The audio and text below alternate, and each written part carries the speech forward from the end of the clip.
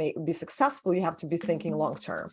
And long-term, not only do you need to be thinking about the product itself, but you also need to be thinking about your runway. How much money are you willing to sink into this development today versus over the next 6 months? And do you really need to build all these bells and whistles to prove a point? Probably not, right? So we make it our kind of goal is to guide you and help you with that road mapping, and and really help you along.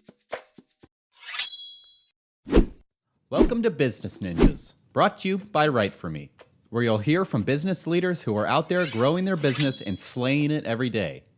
Learn from the masters. Let's get started.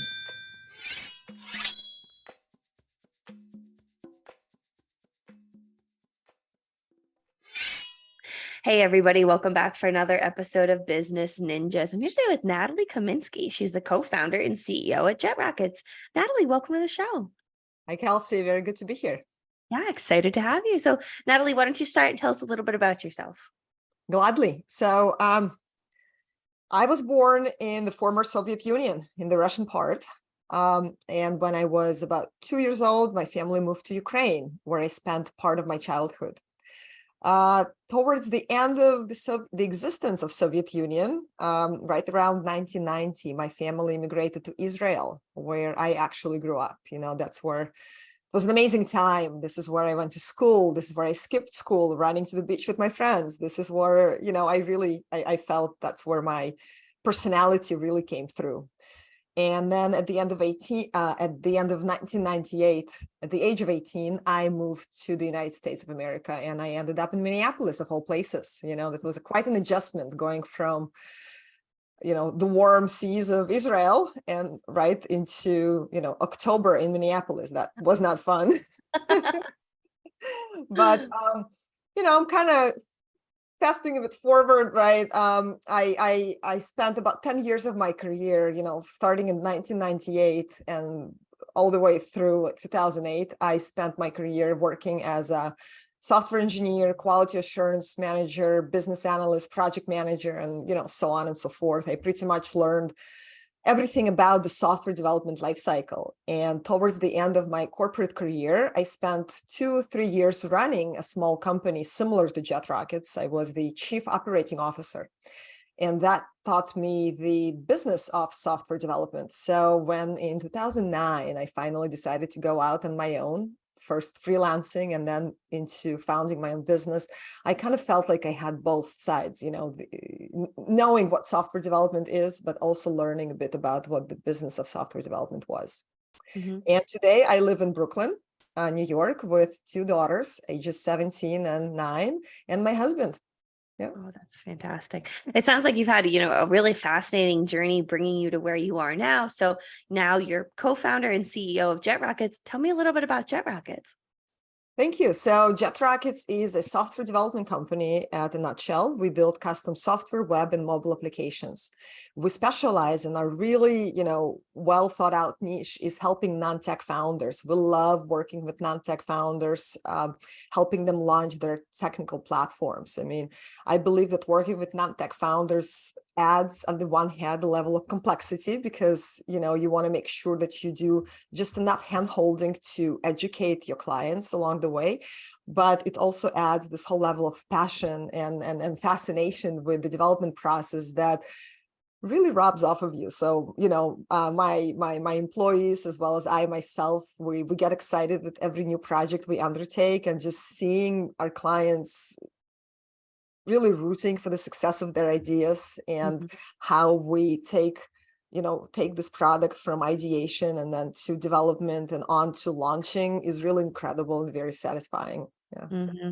And, when you're talking about the different services that JetRockets offered, I noticed you mentioned, software and web development. Does that include like mobile development, product design, things like that as well? Absolutely, yes. So we do both web platforms as well as mobile platforms. Most of our clients end up having both, because you must, right? Especially if you have a software as a service platform. You want to make sure you're accessible everywhere. So typically, I think about 80% of cases, we start off on the web and then expand into mobile development. Some projects are mobile only. Mm-hmm.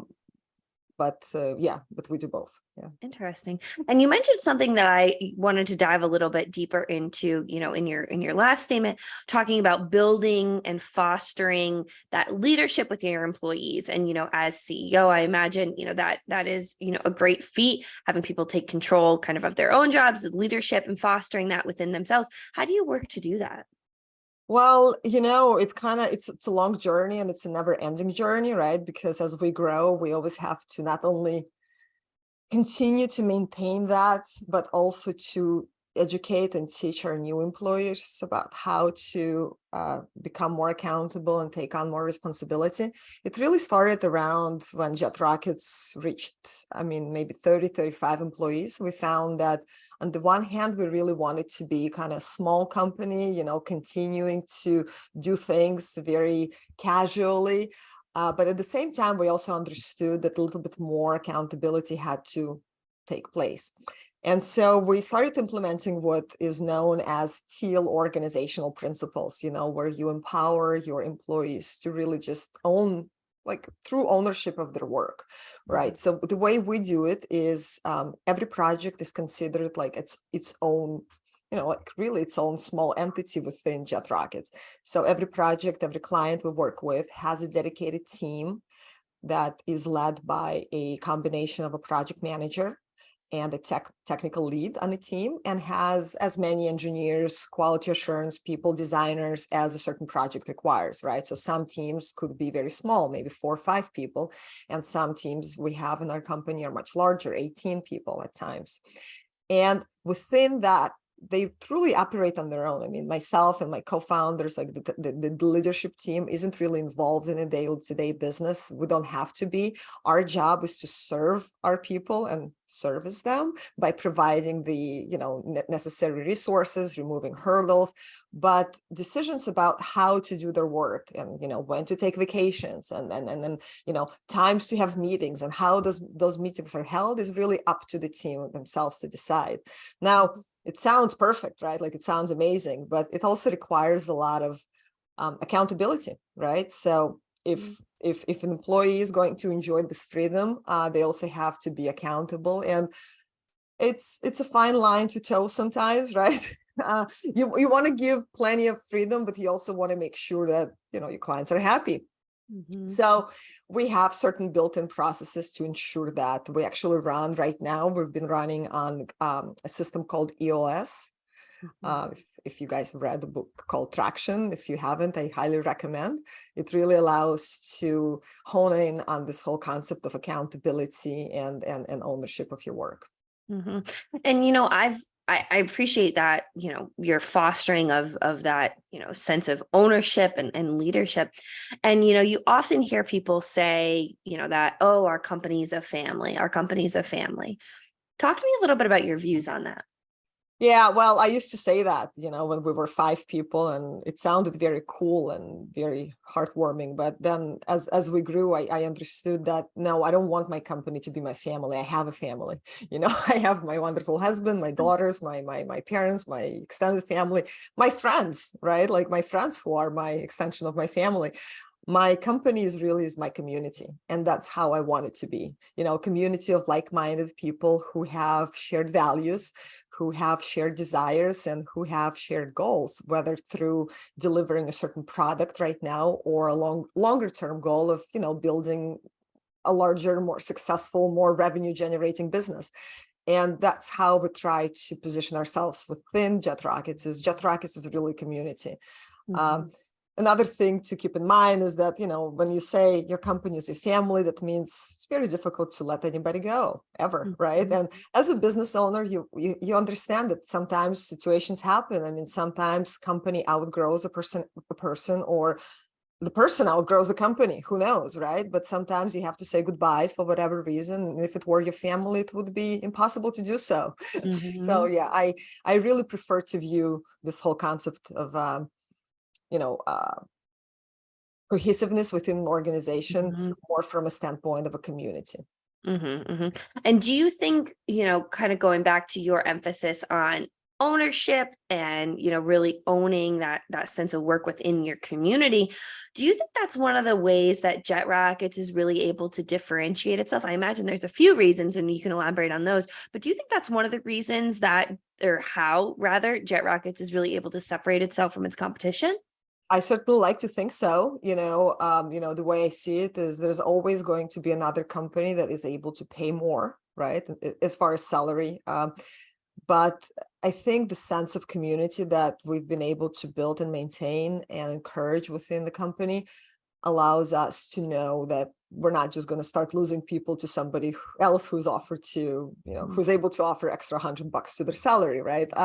So it doesn't mean that we shouldn't be paying well. Of course, we should be paying our people well, but that salary should not be the only reason why people stick around. So I'd say that's number one. But also, if you look at the broader kind of picture, our community goes beyond just the employees within the company. It also extends out to our customers, to the people we work with. We are huge on transparency and collaboration. Those are, 2 of our 5 values. And we want to make sure that our clients, when they work with us, they feel belonging to this community, right? We develop partnership, long-term relationship. I always say that it's so easy to replace a vendor. It's almost impossible to replace a partner. So, I like that a try lot. to achieve partnership. Yeah. Yeah, that's really interesting. And, I'm curious, kind of circling back to JetRockets a little bit. Do you find trends in who tends to work with JetRockets more than others? Yes, and that's a really good question, because we've tried to go against this trend, and I will mention the trend in a minute, but we've tried to go against it several times by hiring people outside of this certain box, if you will, and it just never works out. So we just have to just own it, right? So it appears that people we don't care so much about their current technical skill level, right? Because it may be a junior engineer applying for his or her first position, honestly, or maybe second job ever, right? Out of college, maybe, or maybe even didn't graduate college. It doesn't matter. What we're looking for is passion for technology, right? I want this person to be passionate about learning new things and really appreciating the ability to build something from nothing, right? So this passion to learn technology. Cultural fit is more important than anything else, honestly. People who are capable of working alone, but prefer to work in a team. Collaboration is key. Unfortunately, we've had situations where we had very strong staff members with whom we had to part ways because they were just not doing a good job collaborating with their teammates. Either they were not available for mentorship, they were not responsive, they were delivering their work. If you look on the surface, you see, their tasks were done, high quality, everything is great. But if you start digging a little bit deeper, they never communicated with their teammates. They were not available for questions. They were not willing to, participate in our educational sessions or just random company meetings. So, and that is very important to us. So, I would always hire a junior, passionate engineer over a seasoned kind of, loner who only cares about just being in their own tiny lane. Interesting. I think that's, that provides really interesting insight into, again, that ownership and wanting to create that community and create, hiring people and fostering that community within JetRockets. I think that's terrific. And, looking at your clients and your partners as well, do you see trends in your clients, whether it be certain industries or anything like that? Well, like I mentioned, we tend to focus on non-tech founders. We do extremely working with non-tech founders specifically, it requires a certain level of finesse. And I think we've honed on those skills quite a bit.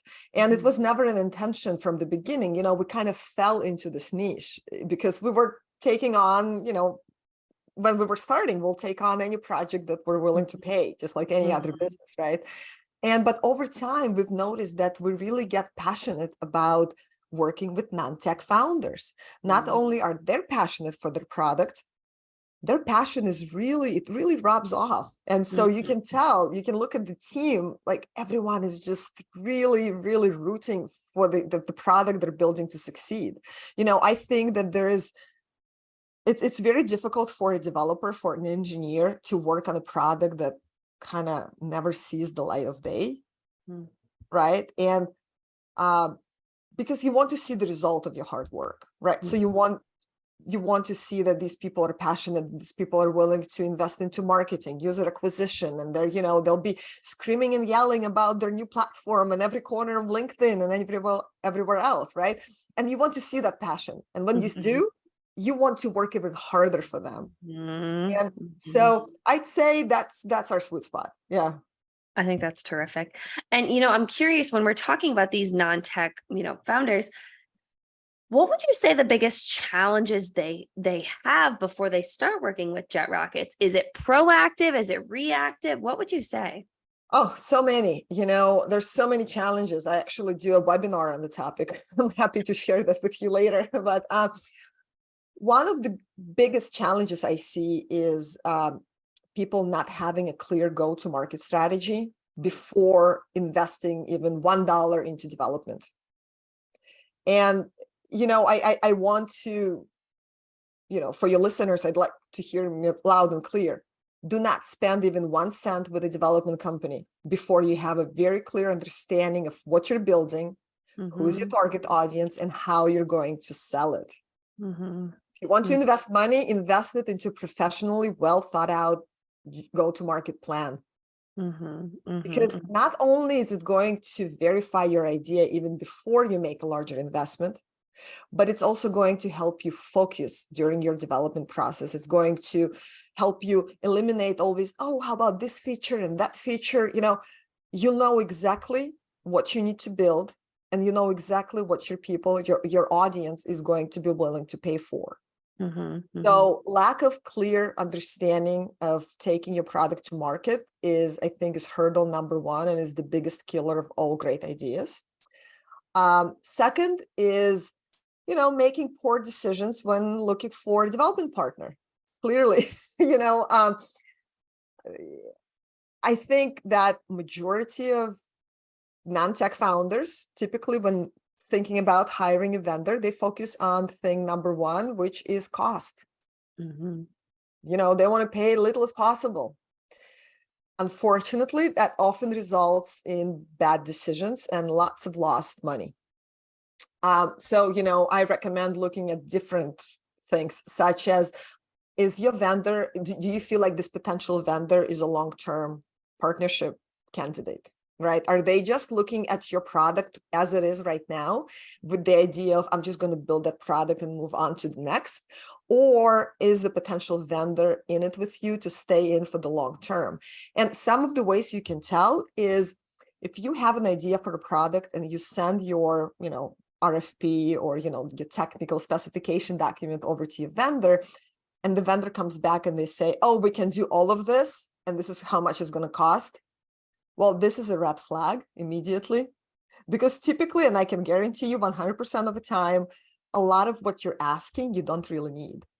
So look out for vendors who kind of yes you, quote unquote, like, yes, we can do all of this. Look for vendors who are asking you questions and potentially questioning your requirements. I think that's really interesting about, your take on the go-to-market, because I was doing a podcast a few months ago, and the gentleman said, you can't get to the line if you don't know where the line is. And it sounds really simple, but when it's so true, when you're saying, like, if you don't have a clear strategy, how you can't even start to try to get there, right? So I think that's, an interesting take. And I really also like your opinion on, the process, and, saying yes. People who say yes too often get that pushback, because like JetRockets sees, non-tech founders all the time. That's your specialty. Sometimes it's the founder's first time really venturing into kind of this process. So to be able to have the experts like you folks at JetRockets to say, well, hold on, let's question that a little bit more. I imagine that just provides, a world of guidance and consultation that they weren't even expecting. Absolutely. And that's my goal. My goal is not just to take on your project, make a quick buck right now and move on to the next great idea. My goal is to make you successful. And if you want to be successful, you have to be thinking long term. And long term, not only do you need to be thinking about the product itself, but you also need to be thinking about your runway. How much money are you willing to sink into this development today versus over the next 6 months? And do you really need to build all these bells and whistles to prove a point? Probably not, right? So we make it our kind of goal is to guide you and help you with that road mapping, and and really help you along that way.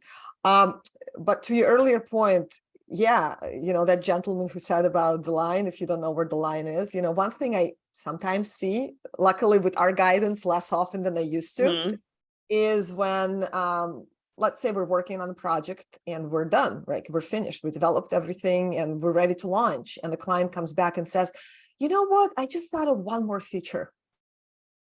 And then one more feature. And then 2 more features. And then if only we had this functionality, we'd be successful. I saw it like some in the past. I can think of a few clients that we've went through this process with. And this is indicative of me of the client is really scared of failure. So he or she are trying to do everything possible to prolong the development cycle, right? So my job at this point is just to put my foot down and say, no, we're done. We're going to launch it as it is today. Yeah. Ooh. I imagine, that also requires a lot of trust that has been built over the course of the relationship to say, hey, you did great. The development's great. It's okay to launch your baby, right? to the non-tech founders. Absolutely. And, again, it doesn't mean that we would never build this or feature or that feature. It just means that we don't need to delay, the release into the big world and, client acquisition, etc. But that's something my team knows how to do. And that's what we specialize in, is to making sure these founders are successful. Yeah. Natalie, I'm curious to pick your brain a little bit. When I ask this question, feel free to take it any direction that that comes to mind. But do you often hear any common misconceptions? Maybe not necessarily about JetRockets, maybe about the industry, maybe about development in general. Any common misconceptions that you tend to hear either from clients or anybody else? Absolutely. God, there's so many. I mean, my industry has a very bad rap. So for starters, people often think that companies like mine, especially with offshore development centers, we just kind of like slave houses. We just employ low-paid, underqualified people that we really don't care about, and all we care about is making like high margins. And there's probably certain truth to that, right? And there are companies who really engage in those practices, but JetRockets is very far from the truth. I mean, we really value our employees. And, last year we've spent a good amount of money helping our employees relocate out of Russia, Belarus, and Ukraine in the beginning of the war. We truly care about our employees. So that's one misconception that I'd love to break.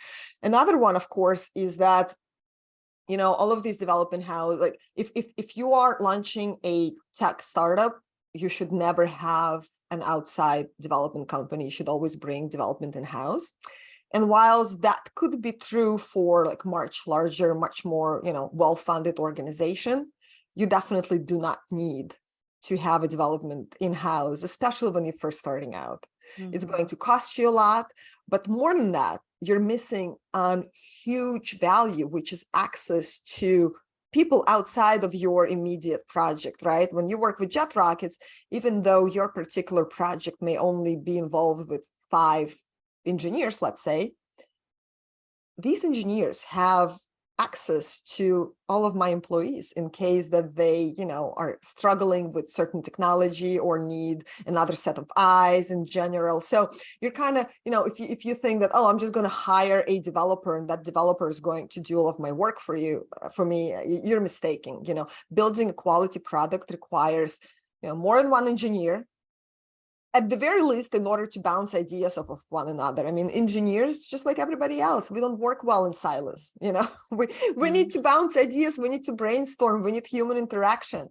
But you also need, you also need designers, you also need quality assurance, you also need project managers, DevOps engineers. I mean, there's so much going on behind the scenes to bring any of these platforms, to fruition.